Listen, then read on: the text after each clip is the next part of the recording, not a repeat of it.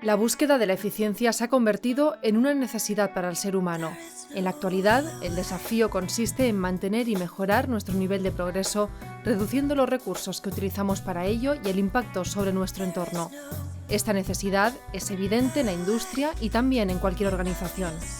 La evolución tecnológica ha permitido al hombre transformar los recursos naturales que le rodean en productos de consumo como coches y ordenadores. ¿Sería posible obtener los mismos resultados en menos tiempo, con menos recursos y de manera más económica? La ingeniería de organización podría ser definida como la rama de la ingeniería que utiliza los conocimientos y las técnicas que permiten diseñar, gestionar, implementar y mejorar los sistemas de operaciones.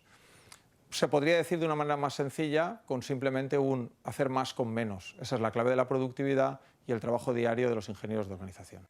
Además de los aspectos técnicos y económicos de cualquier empresa, encontramos los aspectos organizativos. Coordinar los flujos de información y materiales, seleccionar proveedores, prever las ventas, gestionar equipos de trabajo, promocionar la mejora continua y la innovación en el ámbito de las operaciones. El conocimiento del funcionamiento del sistema de operaciones permite usar la tecnología de manera adecuada. Además de diseñar los productos y las máquinas que los fabrican, es necesario definir la organización, que permita que las materias primas se conviertan en los productos y asegurar que estén disponibles donde y cuando sean necesarios.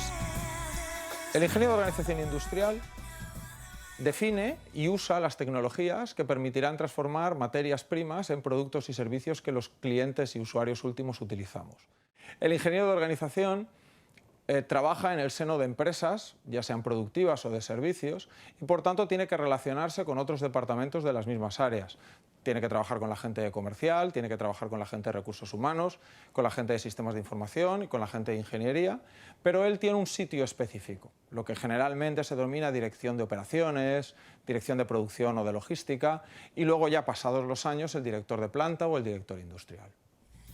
Los titulados en Ingeniería de la Organización tienen a su disposición más caminos, como las consultorías de calidad, Lean Manufacturing e innovación, la responsabilidad sobre métodos y tiempos o la implantación de sistemas corporativos de información.